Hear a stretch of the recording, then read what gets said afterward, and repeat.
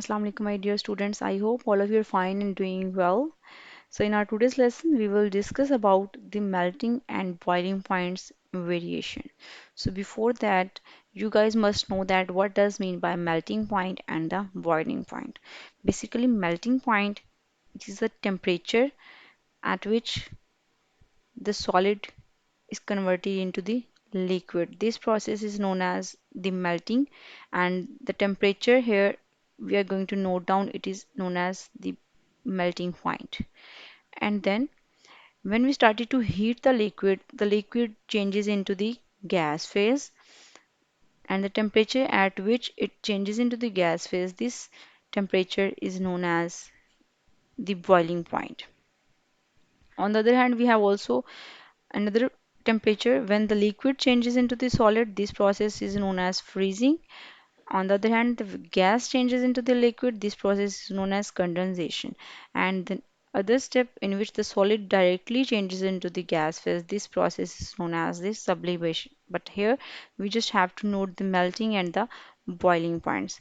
So basically, melting and the boiling points of the elements just tells us how much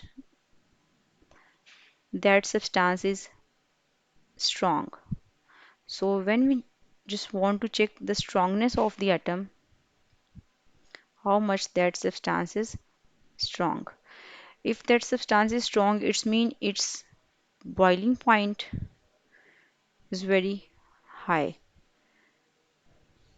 Means the bonds between atoms of elements of that substance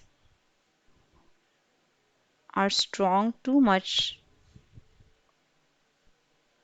that it is difficult to convert it into the gas phase. So they just simple tells us about how strong the atoms or the molecules in the substances are bonded. Let's have a look on the melting point variation in the periodic table. Basically, when we move from left to right in the period number 3 in the periodic table, which is having the elements sodium, magnesium, aluminium, silicon, phosphorus, sulfur, chlorine, and argon. So this is a simple graphical representation of the melting point across the period. When we move across the short periods, we just have a look that melting and boiling points of the elements just increases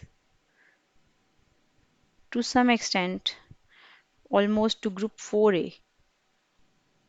Then there is decrease up to the noble gases. So there is an increase, and then when we move from fifth to the eighth group, that is of noble gases, then there is a decrease in the melting point.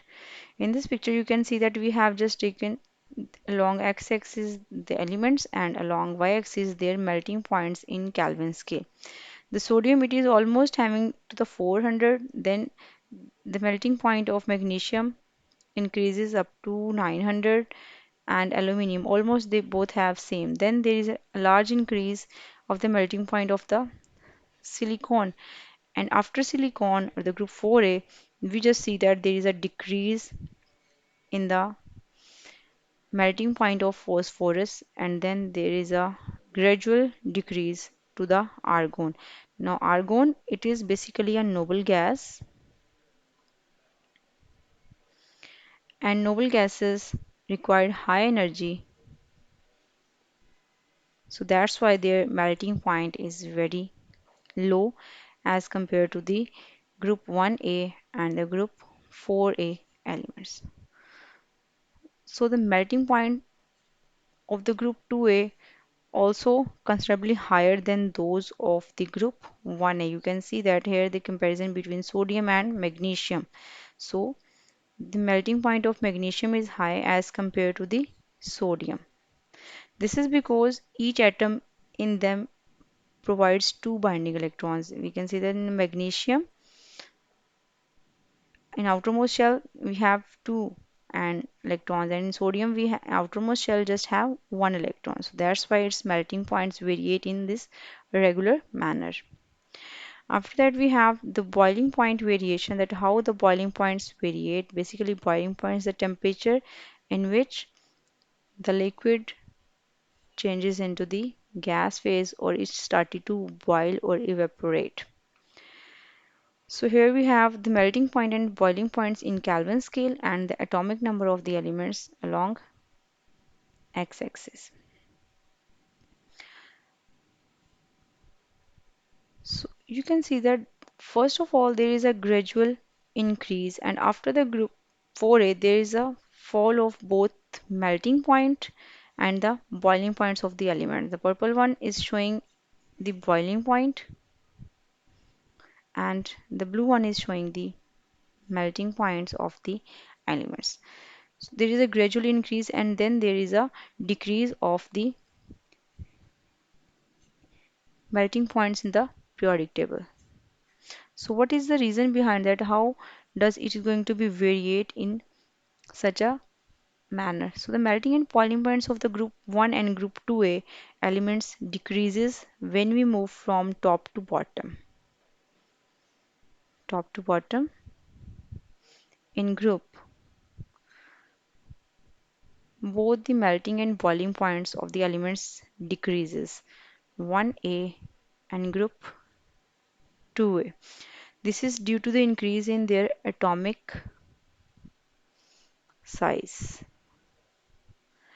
because hydrogen, then we have lithium, we have sodium, its size is bigger, and then potassium, it is having four shells. So as the atomic size increases as move down from the group top to bottom, so their boiling point also decreases. But on the other hand, when we move from left to right, the boiling point increases to some extent, and after the group 4A it goes down, because after the group 4A there are the non-metals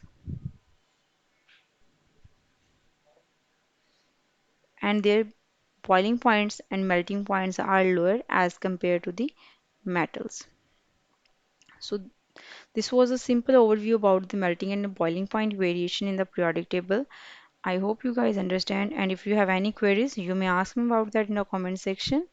And the next topic that we will discuss, it is the ionic radius and its periodicity in the periodic table. So for that time, you guys have a good day and keep learning.